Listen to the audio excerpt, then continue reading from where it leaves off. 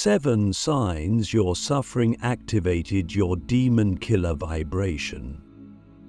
I want to start by saying something that might sound strange to your logical mind, but your soul will recognize it instantly.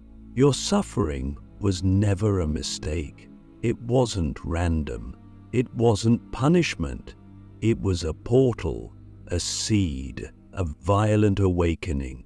And if you've gone through enough pain to question everything you once believed about life, about God, about yourself, then I want you to listen very closely, because that pain didn't just break you.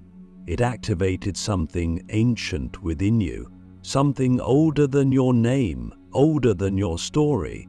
What it activated was the demon killer vibration. Now, I know that sounds dramatic, but hear me out. Every spiritual warrior, whether they lived in ancient Tibet or walked barefoot through the deserts of Egypt, had to pass through the same fire. Suffering. Real, soul-dismantling suffering. Not the kind you can explain to your friends, the kind that only you and the universe know about. And in that fire, something either dies or awakens. Click subscribe to this channel to get more profound spiritual lesson. If you're watching this, then something in you awakened. You didn't just survive your darkest moments, you transformed in them. And chances are you've already seen the signs, you just didn't know what they meant. That's what we're going to talk about today. 7 signs your suffering activated your demon killer vibration. And when I say demon, I don't just mean the kind you see in horror movies, I mean the real ones. The inner ones, the ancient ones, the ones that hide behind your thoughts, your addictions, your fears, the ones that whisper, "You're not enough, you'll never heal, you'll never be free." Those are the demons we're here to destroy. But here's the twist. To kill those demons, you don't need a weapon. You are the weapon.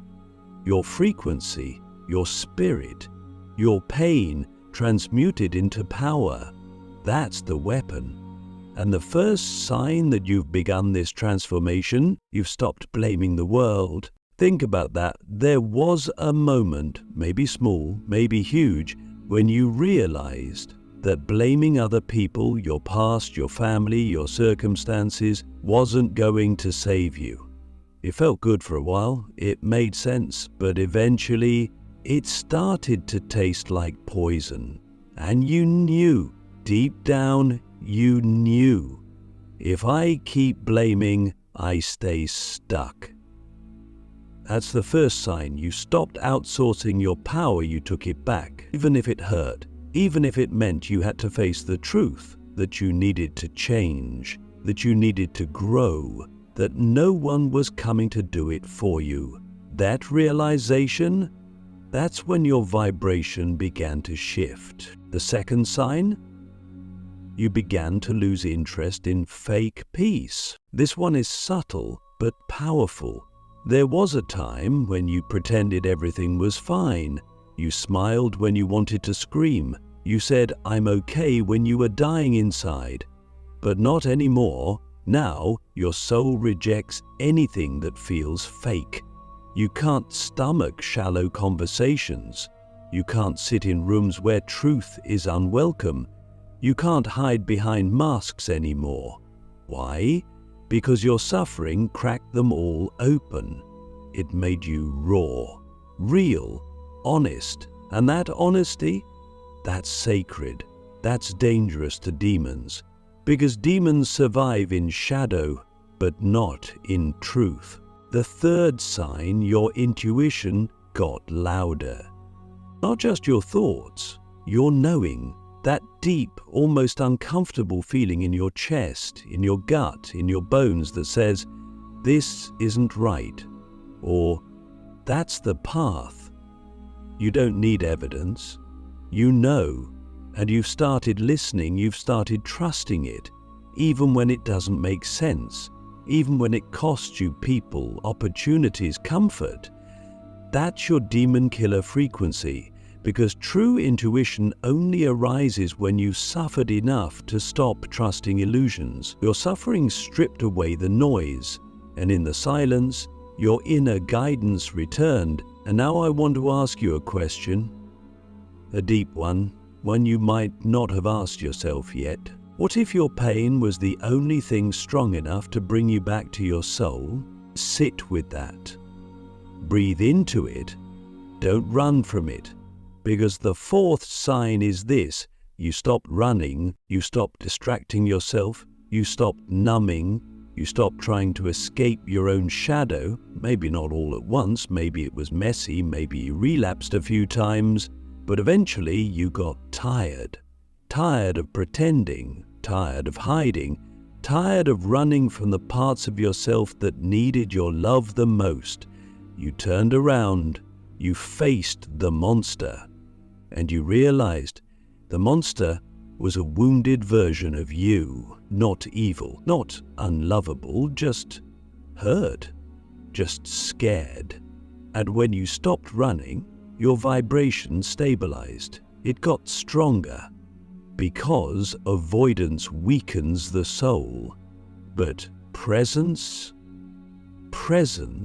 is resurrection. Sign number 5. You started speaking differently. Watch your words, their frequency, their spells.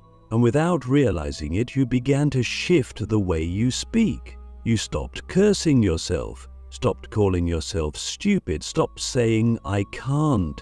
You started using words that aligned with truth, with power, with healing.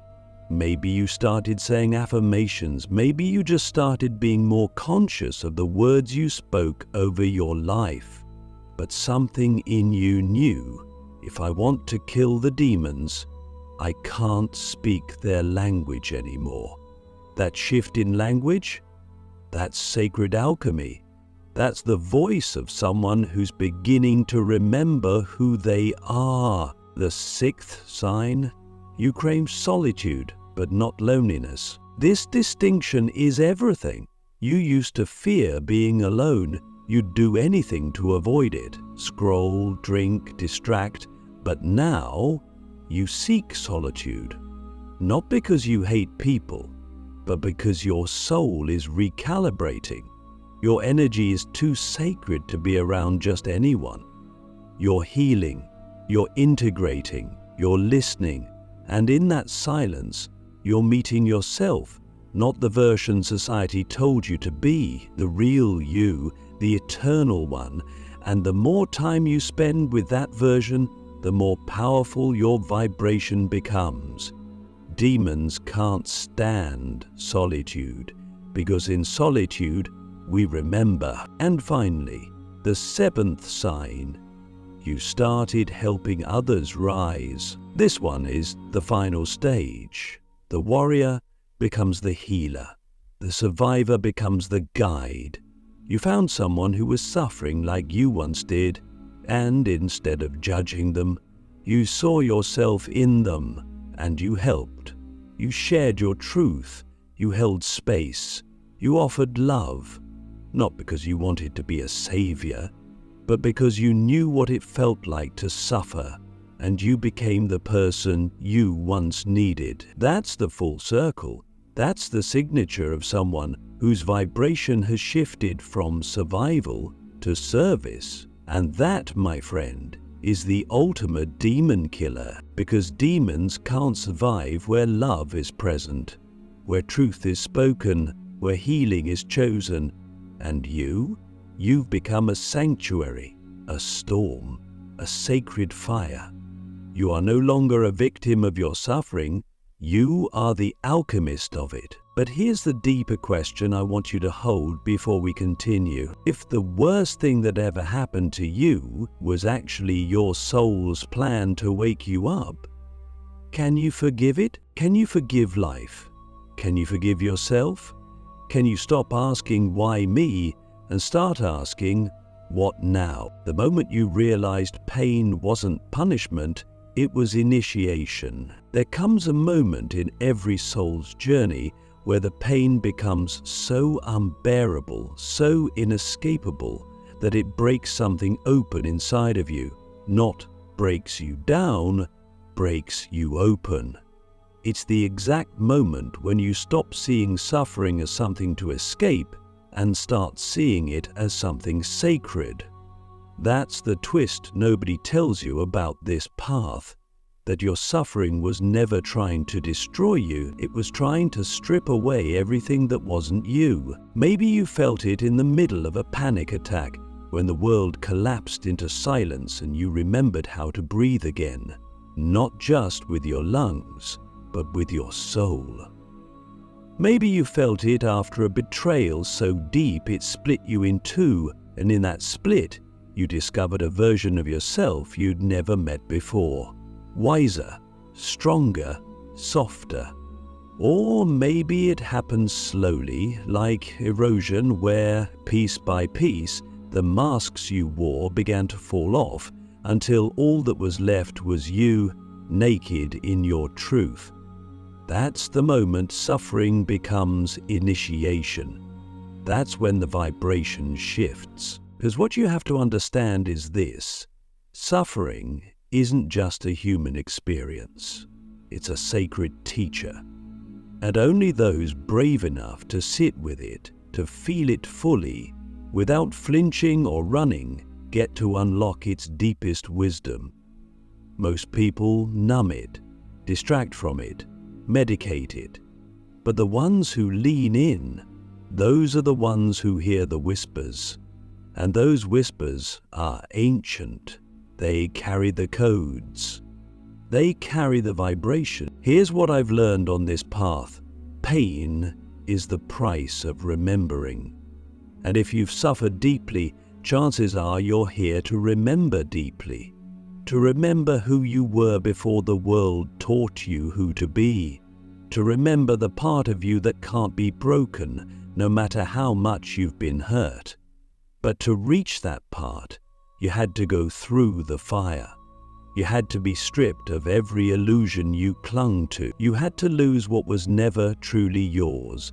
And in that loss, you found presence. You didn't ask for it, but you found it anyway.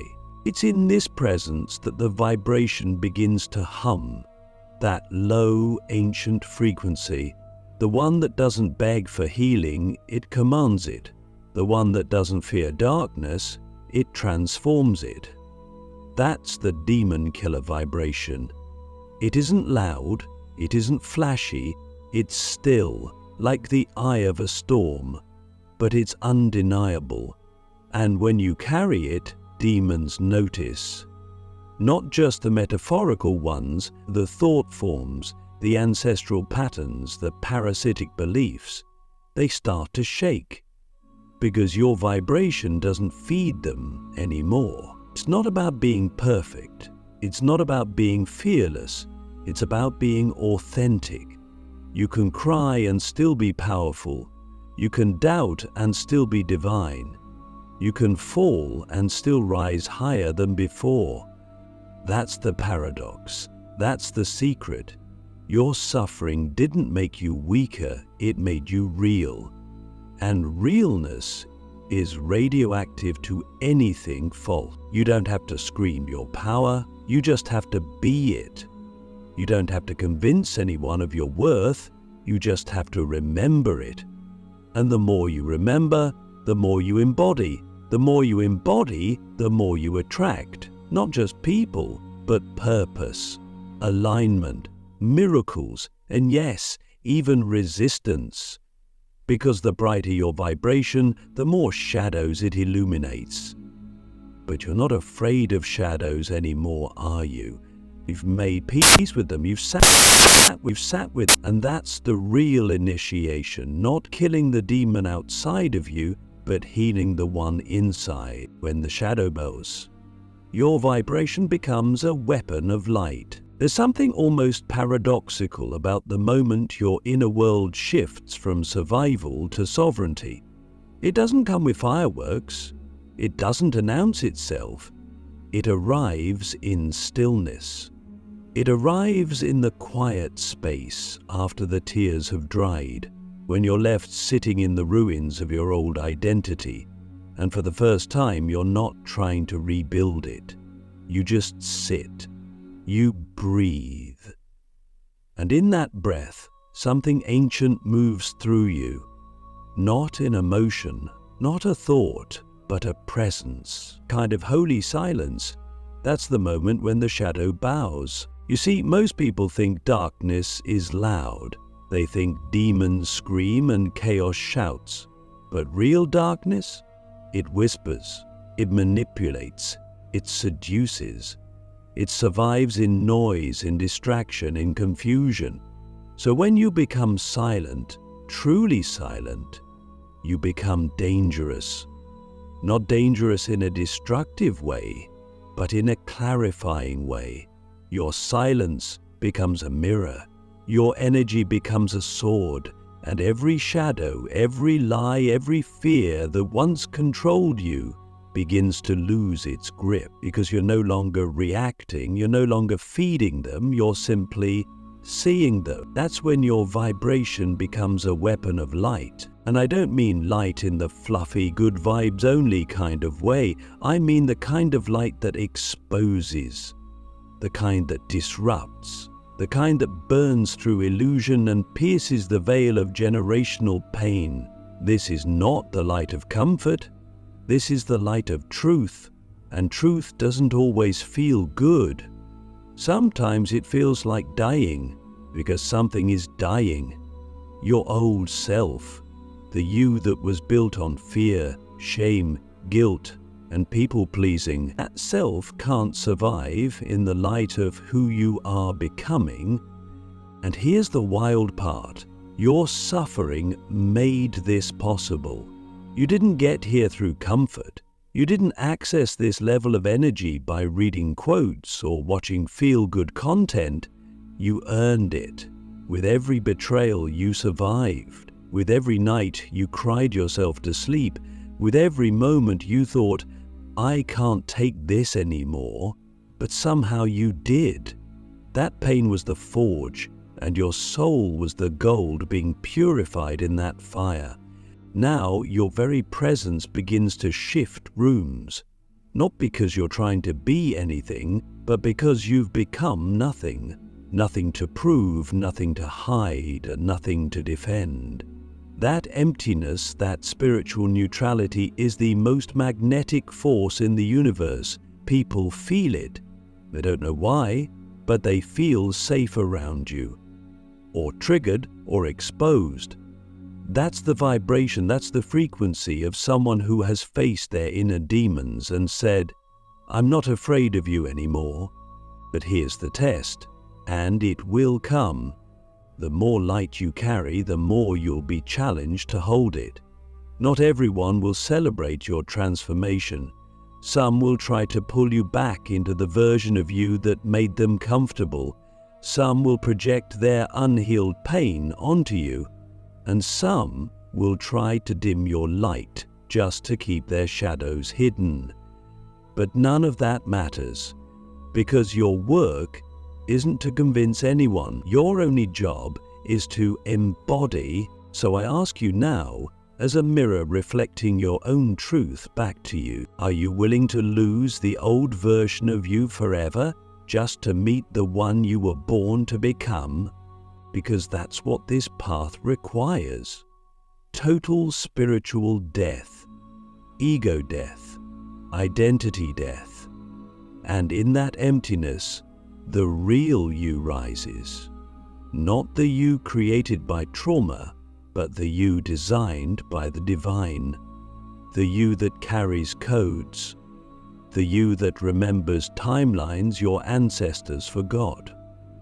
The you that doesn't just survive darkness, but transforms it. That's the vibration, that's the weapon, that's the path of a demon killer. You became the silence that terrifies the darkness. There's a moment in your journey when you stop seeing healing as something you do and start realizing it's something you are.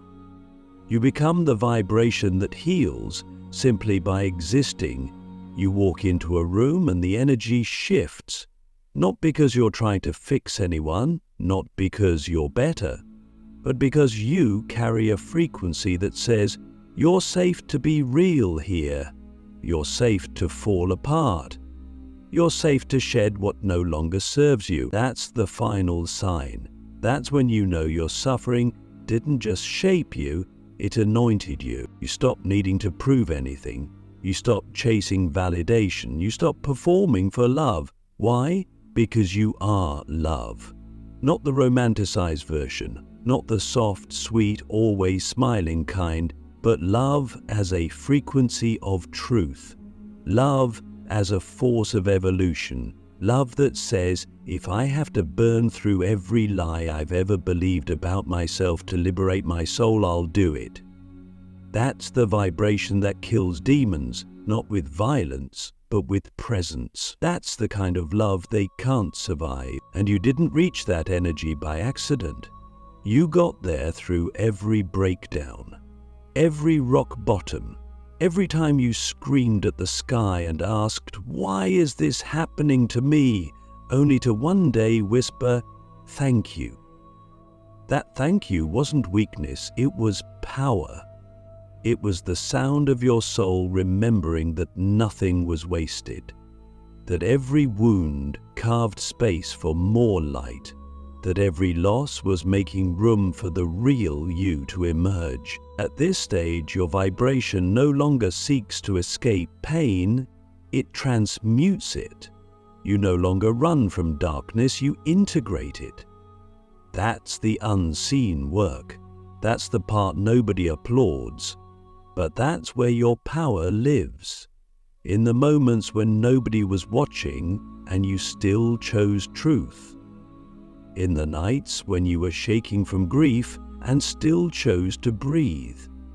In the conversations where you could have defended yourself but instead chose peace. Those quiet victories. That's what built your weapon, that's what tuned your frequency, and now, without even trying, you become a lighthouse for others, not because you have it all figured out, but because you've walked through hell barefoot and came back with your heart still open.